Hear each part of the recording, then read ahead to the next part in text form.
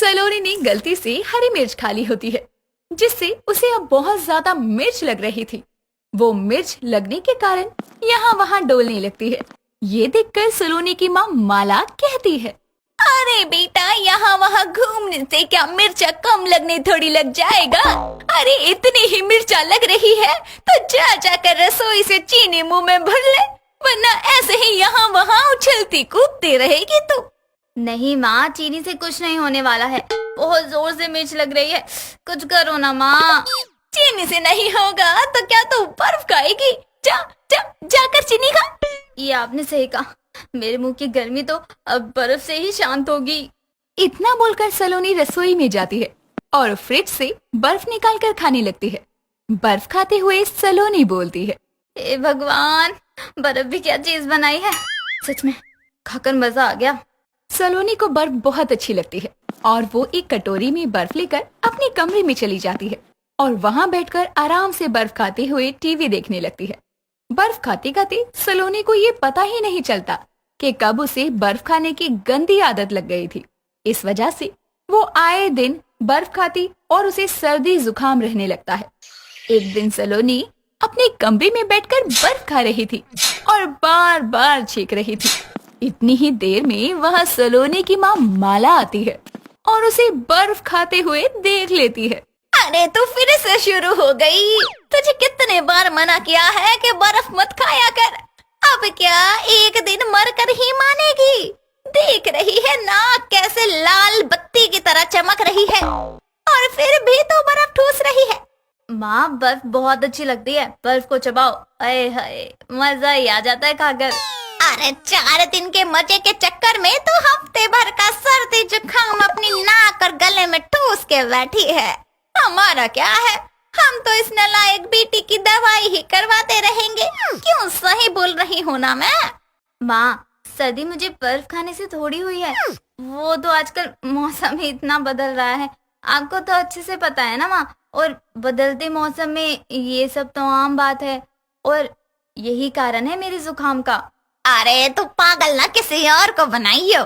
मैं तेरी माँ हूँ, माँ सब कुछ अच्छे से जानती हूँ। ये कोई बदलते मौसम की वजह से नहीं हुआ है। तेरी ये जो तू बर्फ ठूसती रहती है ना, उसका करामात है। माँ, अगर आपको ऐसा ही लगता है ना तो मैं कुछ भी नहीं कर सकती, लेकिन जो सच है मैंने तो वही बताया। और आप हमेशा मुझे बर्फ खाने से मत टोका करो, मुझे अच्छा नहीं लगता। मुझे क्या है, ठूस और मर। अरे अपना शरीर गला ले, फिर खुद ही पछताएगी। और वैसे भी कुछ ही दिनों में तो तेरी शादी करके तुझे घर से निकाल दूंगी, फिर तू झेले और तेरी सास झेले। माला इतना बोलकर वहाँ से चली जाती है। सलोनी की बर्फ खाने की आदत दिन पर दिन बढ़ती जा रही थी। अब तो वो समय भी नहीं देखती थी और बर्फ खाने लगती थी। कुछ ही दिनों बाद माला सलोनी की एक बहुत ही अच्छे लड़के से शादी करवा देती है। शादी के बाद सलोनी अपने ससुराल को अच्छे से संभाल लेती है।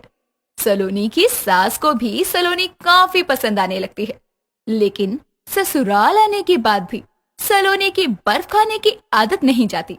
ऐसे ही एक दिन सलोनी रसोई में खड़े होकर बर्फ खा रही थी। तभी वहाँ उसकी सास रेखा आती है। रेखा सलोनी को बर्फ खाते हुए देखकर कहती है, बहू, ये तो चुपके चुपके क्या खा रही है? मुझे भी बता दे, मैं भी खा लूं कुछ। माँ जी, वो मैं बर्फ खा रही हूँ। आपको भी बर्फ खाना अच्छा लगता है क्या? रुको, मैं आपको अभी बर्फ देती हूँ। अरे नहीं नहीं बहू, मैं अब इस बुढ़ापे में बिना दांत के हो जाऊंगी तो मेरा गुजारा भी नहीं होगा। नहीं माँ जी, ऐसा कुछ नहीं होता, ये सब लोगों ने झूठी अफवाह फैला रखी है। बहू, तुझसे ज्यादा दुनिया देखी है मैंने, इसलिए बोल रही हूँ। ये बर्फ जब तक हद में खा रही है तो कोई बात नहीं, लेकिन जब हद के पार हो जाएगी तो सबसे ज्यादा दिक्कत तुझे ही होगी, समझी? माँ जी, मुझे बर्फ खाते हुए काफी ज्यादा समय हो गया है और जब अब तक कुछ नहीं हुआ तो आगे क्या ही हो जाएगा। बर्फ खाने से मेरे चेहरे पर देखो कितना ग्लो आ रहा है। और जो तुझे सर्दी जुकाम हो जाएगा उसका क्या? माँ जी, बुरा मत मानना, लेकिन आपको अपनी बहू को थोड़ी छूट देनी ही चाहिए। और आपको उससे क्या लेना देना, मैं बर्फ खाऊं या कुछ भी खाऊं, और मुझे तो जो पसंद होगा मैं तो वही खाऊंगी, देख लीजिए। अब बहू को क्या ही टोकूं, इसने तो मुझे सामने ही बोल दिया है कि मैं ना ही बोलूं, और अब भी बोलूंगी तो मुझे ही शर्मिंदा होना पड़ेगा। इससे तो अच्छा है कि चुप ही रहूं, 4 दिन बाद इसे खुद ही अकल आ जाएगी। रेखा अपनी बहू का सोचकर चुप हो जाती है, लेकिन यही बात सलोनी को और भी ज्यादा हिम्मत देती है और वो हर समय बर्फ खाने लगती है। ऐसे ही एक दिन सलोनी बहुत ज्यादा जुकाम और खांसी से ग्रसित हो जाती है, यहाँ तक कि सलोनी से बोला तक नहीं जाता। सलोनी अपने कमरे में आराम कर रही थी, तभी उसका पति ऑफिस से आता है और सलोनी की ऐसी हालत देखकर सलोनी का पति दीपक उससे पूछता है, ये सब क्या है सलोनी? तुम्हारी इतनी तबीयत खराब है और तुमने मुझे कुछ बताना जरूरी तक नहीं समझा।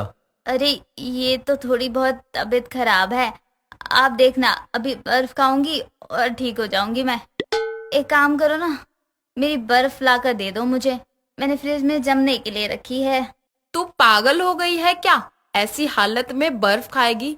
तुझे अपनी जिंदगी से प्यार नहीं है क्या? अभी बर्फ खाएगी और कुछ हो गया तो फिर तूने सोचा हमारा क्या होगा? मुझे कुछ नहीं होगा, और तुमने सुना है ना, जहर को जहर ही काटता है, तो बस सर्दी जुकाम और खांसी को अब मेरी बर्फ ही काट सकती है, देखना तुम। तुम अपना ज्यादा दिमाग मत चलाओ, ये सब बर्फ खाने की वजह से हो रहा है। और अब तुम ये बोल रही हो कि बर्फ खाने से ही ठीक होगा। तुम्हारे गले से आवाज तो निकल नहीं रही है। अब तुम भी मुझे समझा रहे हो, तब तुम्हें ये सारी बातें याद नहीं आई जब तुम पी कर आते थे और रात भर बड़बड़ा रहे थे, तब तुम्हें अपनी बीवी का ख्याल नहीं आया? तुम क्या बात लेकर बैठ गई सलोनी?